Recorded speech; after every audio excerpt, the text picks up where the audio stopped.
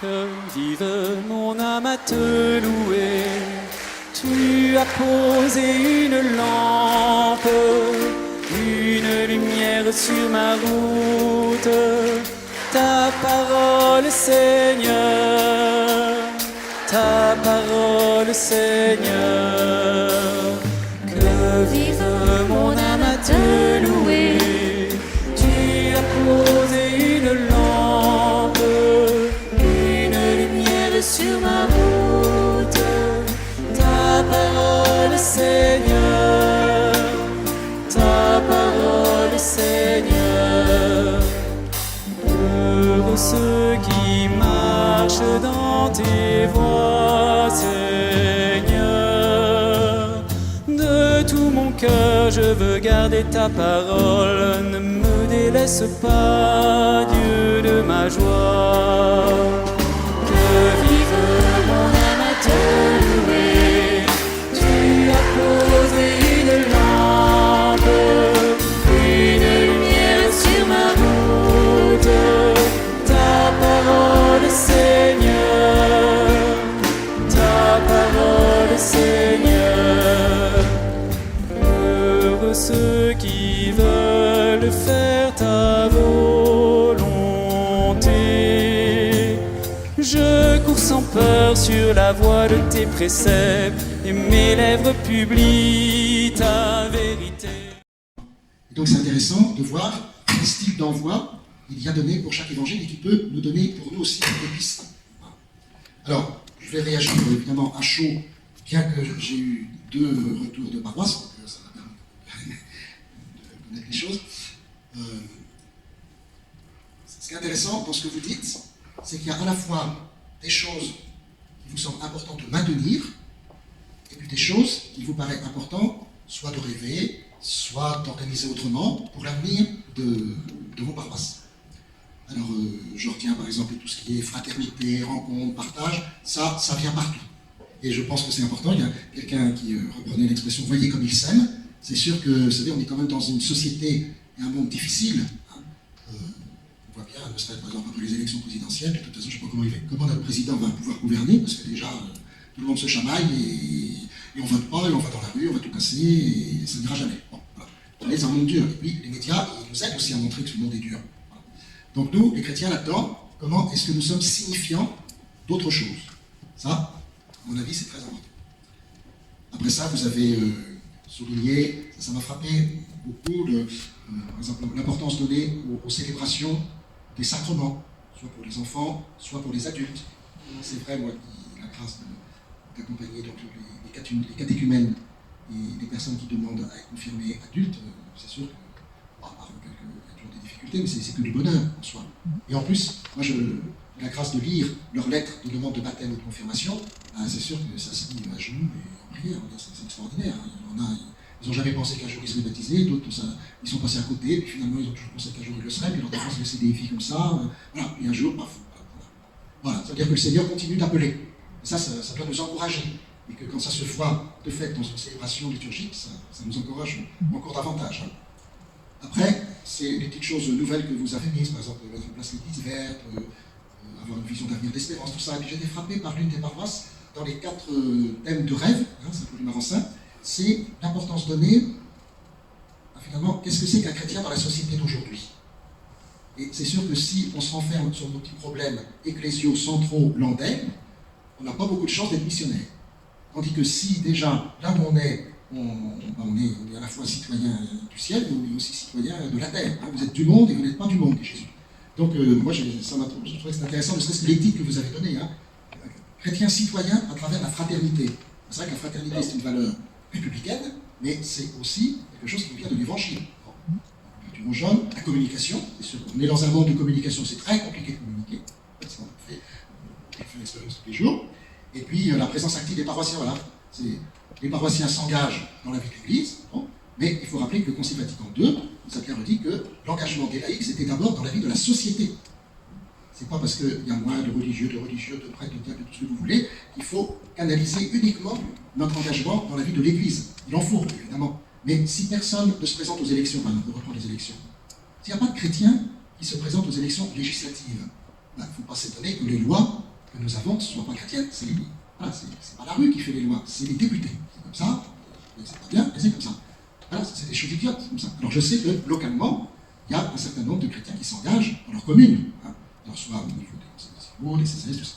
Donc bon, oui, c'est une remontée très rapide, mais ce que je voudrais essayer de voir avec vous, puisqu'on est dans une démarche synodale, c'est de se demander, voilà, pour l'avenir de notre diocèse en général, de nos pays en particulier. Alors j'ai vu qu'il y avait un nouveau nom pour votre pays, c'est plus poétique que les pays de côte. C'est pays de côte d'argent. Voilà. Voilà. Et alors, donc, pour ça, je voudrais revenir un petit peu en arrière. L'année où je suis arrivé, en 2018, je suis arrivé juste au moment où il y avait, à Dax, une formation pour les prêtres de la province de Bordeaux. Et je crois même au-delà. Pasteur selon mon cœur, avec un organisme qui s'appelle Talentéo, qui nous aide aussi d'ailleurs à faire la démarche synodale, bon, très bien. Et puis, le dernier week-end de cette formation, les prêtres qui étaient là, et notamment les curés, étaient invités à venir avec des laïcs qui participent à la vie de la paroisse, avec le curé. Voilà. Et donc c'était à Saint-Jacques-de-Compostelle, c'était au mois de mars. Alors je ne sais pas s'il y en a qui y étaient, qui se souviennent, donc en mars 2018. Et moi, ce qui m'avait frappé dans les questions qui étaient posées par Talentéo aux gens, c'était de dire, votre paroisse, dans 5 ans, c'est quoi? Voilà. Votre paroisse, dans 5 ans, c'est quoi? Et moi, ça m'a beaucoup éclairé, je sais évidemment, et pour chacun de nous. Et d'une certaine façon, ce serait intéressant, quand vous allez rentrer chez vous, de relire tout ce que vous avez dit et exprimé, ou peut-être pas encore exprimé sur l'avenir de vos paroisses, de dire, bah oui, tiens, finalement, dans ce qu'on a dit, dans nos rêves, dans nos réalités, dans nos espoirs, tout ça, dans 5 ans, finalement, est-ce que ça va tenir, ça, ou est-ce qu'il faut faire tout autre chose? Par exemple, on peut dire, tant qu'on est là, de toute façon, on va faire ce qu'il faut, et puis bah, après nous, le déluge. Ah oui, mais dans 5 ans, le déluge, il y a longtemps qu'il nous aura bouleversé. Et ça veut dire, qu'est-ce qui est porteur d'avenir et d'espérance? Et j'avais bien aimé quand le Père Olivier, lorsqu'il nous a accueillis, il a dit, est-ce qu'il faut simplement faire des aménagements, ou bien est-ce qu'il faut faire une transformation, ce qu'au point de vue chrétien, on appelle une conversion pastorale. De façon à ce que dans 5 ans, on ne soit pas à se lamenter, parce qu'il n'y aura plus de jeunes, il n'y aura même plus de vieux, je suis désolé, mais on va tous vieillir. Non mais, voilà, et il n'y aura pas assez de ceci, il n'y aura pas assez de cela. C'est pour ça que, vous voyez, on a pris, pour ce soir, des questions positives, parce que des lamentations, ça viendra tous les jours, à chaque instant, ne vous inquiétez pas.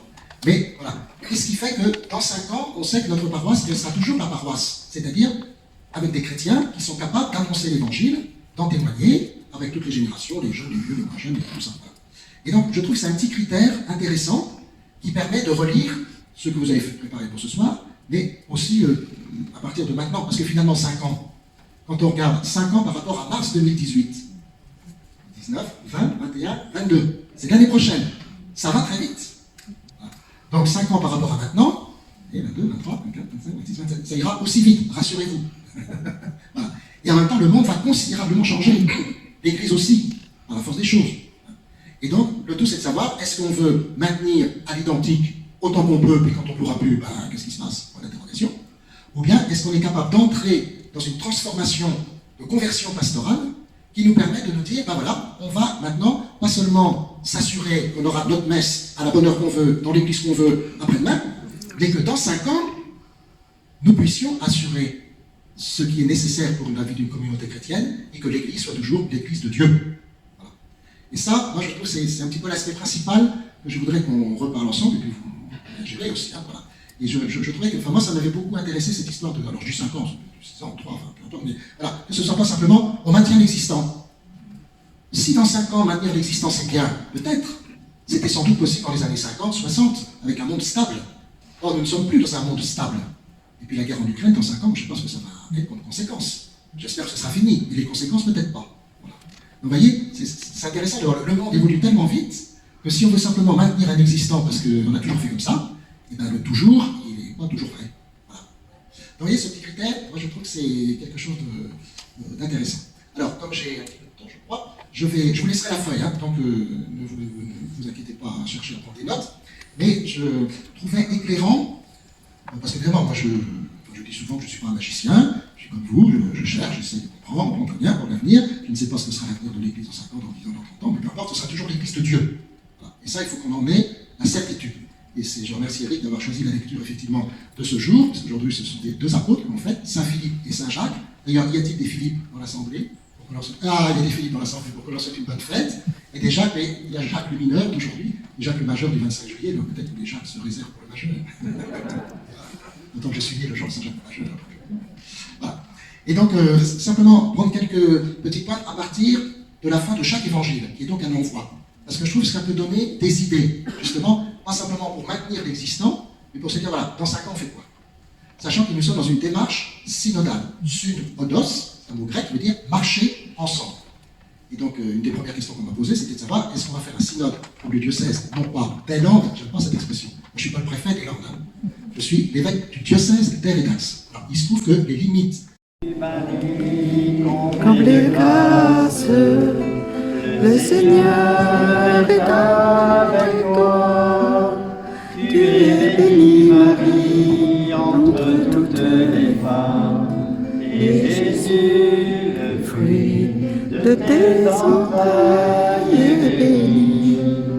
Sainte Marie, Mère de Dieu, priez pour nous, pauvres pécheurs, dès maintenant et jusqu'à l'heure de notre mort.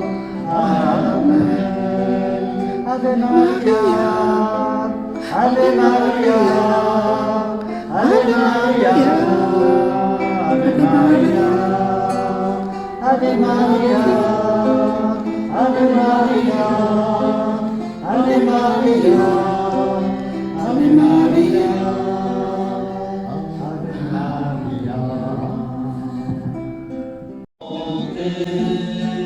Je concentre sur la voix de tes préceptes et les publie ta vérité. Que la vie m'en a de louer. Tu as posé une langue, une lumière sur ma route.